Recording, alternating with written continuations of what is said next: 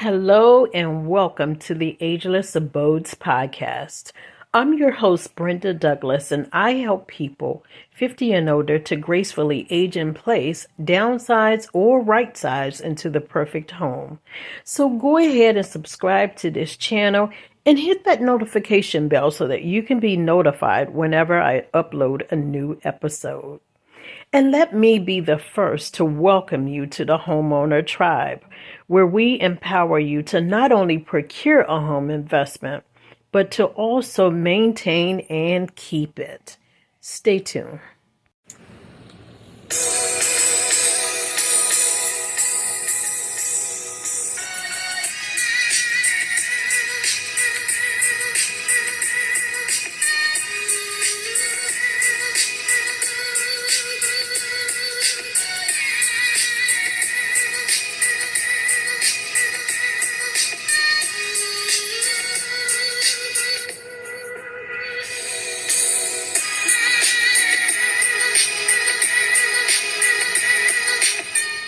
In this episode, I want to discuss some neighborly gestures that can make you extend some kindness to your neighbor. When you purchase a home or move into a neighborhood, you never know who your neighbors are, right? Or who they really are, right? And you also don't know if you will be able to get along with them. It's sort of like starting a new job. You don't know who your coworkers are. You don't select your coworkers, and you may or may not like them all, right? But you do learn to get along with them. And so we want to discuss some strategies to help you get along with your neighbors because, believe it or not, neighbors can be beneficial to your safety, to your well-being, and to your peace of mind. Now, let me start by saying that everyone wants to be loved, right? And also, listen, there's something good about everyone, right? Even if they project anger or hatred, everyone has something good about them to love, right? And so you just need to focus on that. And you also need to, how the saying go, killing with kindness, right? In other words, sometimes if you extend kindness to folks, it changes who they are, or at least for the moment, right? So we want to focus on kindly gestures or ways that you can do small acts of kindness towards your neighbors. Okay, let's start by saying smile. A simple gesture like that, smile, opens the door, right? Also having conversations, you're walking out to the mailbox, right? Just kind of wave and smile. That little act. Now, let me just say that not everyone will respond and return the wave or the smile, but you've done your part, right?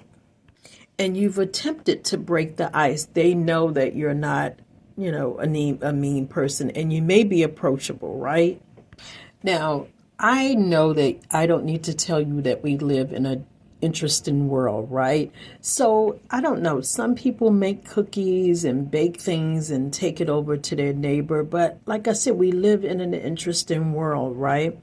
So what you can do if you don't feel comfortable baking something, because I don't know, some people don't eat everybody's cooking, right? But what you can do, especially if you are into arts and crafts, create some type of craft, like if you make candles, for example, something for the home. If you do arts and crafts or you want to learn arts and crafts, do something and then gift it to your neighbor as an extension of kindness, right? As an act of kindness, right? You can, like I said, make some candles or buy some candles instead of baking the cookies, right? And then give it to your neighbor. Also, guys, you can leave a positive note or some type of kind note. I don't know. I was going to say on the windshield car, but that's not always a good idea. Because like I said, we live in an interesting world, but you can't put the note in the door, right? We as real estate agents go door knocking sometimes, and we leave information on the door. You do not ever, ever, ever want to put anything in the mailbox, right? Do not put anything in the mailbox. Another thing you can do, another act of kindness that you can do towards your neighbor is maintenance, helping them with maintenance. If you have an expertise in cleaning the gutters or or doing something that you see they need, like maybe washing the siding of the house, power washing, then extend that kindness and offer that service to them. Also, guys, if you are out doing the leaves, raking the leaves, it is fall, so the leaves are falling, and it will come a time when people have to rake the leaves, blow the leaves, or what have you. If you know of a neighbor who is not able to do those things, then extend a helping hand, right? Same thing for the snow, same thing for the, like I said, the leaves are coming up now. We have to bag them, or some people mulch them or whatever, shred them, and then blow them or what have you. All of those lawn care services, and then the snow blower, like I said, all of those type of things, if you are able to do those, but you know that you have a neighbor who is maybe disabled or maybe elderly or maybe a female who just don't have the equipment and the supplies to do those things, right?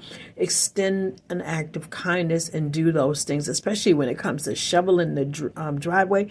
That is some work right there, shoveling the driveway, the snow, and the longer you leave it, the more packed it gets, right? Well, if you have a snow blower and you know that it would be easy for that neighbor, go ahead and extend acts of kindness and do that on behalf of that neighbor. And listen, I want to suggest that you don't expect anything in return, right? Some people only do acts of kindness if they know that they're going to get some type of reward. Do it from the kindness of your heart. Do it without expecting some type of compensation. That is what will make it a kind gesture. Also, if you see a neighbor who is bringing in some groceries and you see the cars full of bags, they're having a hard time, it's okay to offer that service to help them, right? Neighbors or people in general like to receive help, right? And if you are a strong person and you're able to help them, and it's not even a matter of being strong, if you see that they have a whole lot of bags that they need to get into that house, and it's okay to offer that help. And you don't have to go into the house, right? You can just take the bag up to the door, up to the stairs, or what have you. That's better than nothing, right? Don't sit there and watch them struggle to get all them bags, and you sitting there standing on your porch like, okay, let me see if they can get them all. Let me see how long it takes them. No, go over there and extend an act of kindness and help them to get the bags inside the home. The other thing, listen, if you love to cook, right? You love to barbecue, you love to cook, right? And you have extras, or, you want to invite a neighbor over to a barbecue, it's okay to do that, right? Because listen, you want to break the house. They don't have to come into your house, right? You can take the food to them, or you can invite them, like I said, to the barbecue and that you're having in your backyard. So they don't have to come into your home if you're not comfortable with that, right? Or you can invite them to come over and make a plate, right? That is a great act of kindness. Who doesn't like a barbecue, right? Who doesn't like a gathering, a social gathering where people are having fun and eating, right? They don't have to stay. You can invite them again to get a plate if they like, right? Also, guys, make a connection so that you do small talk. Just have small talk to find out what it is they like. Pay attention to what they have, For example, if you know that your neighbor has jet skis, well, obviously that's something that they're interested in. So that is a way to get in, or break the ice, I should say, and have a conversation about that topic, right? So purposely look for opportunities to spark a conversation about something that they are interested in, and then feel free to share something that you are interested in as well, so that you guys can have a connection.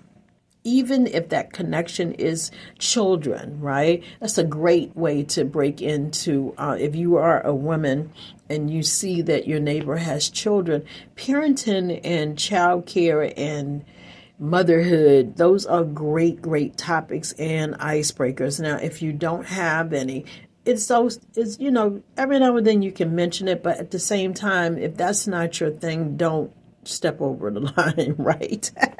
because people can tell when you're being phony, right? So you want to be genuine, and yet at the same time, you want to extend that acts of kindness to your neighbor. Guys, it is October. You know, Halloween is coming up. You can do treat bags for your neighbors, right? But remember to put a little note in with your information so they'll know who it came from, right? You can get the little goodie bags from the dollar store and, stuff it with candy or just a positive message. Yeah, motivational messages, positive messages in these treat bags. And then just put them on your neighbor's door, right? That's fun. Random acts of kindness can make everyone feel better, right? And it makes you feel more comfortable about living in the neighborhood. Acts of kindness make people feel less isolated. It makes them feel more appreciated. And it contributes to their self-worth and your self-worth as well. And they remind us all that small things matter, right? And it makes people realize that it's not such a bad world at all, right? That there is some good in this world. All right, guys, I hope that has been helpful. I really want you to have an awesome time in your home with your neighbors and enjoy in your neighborhood. Again, I hope this has been helpful. Go ahead and subscribe to this channel and hit that like button if this has been beneficial to you.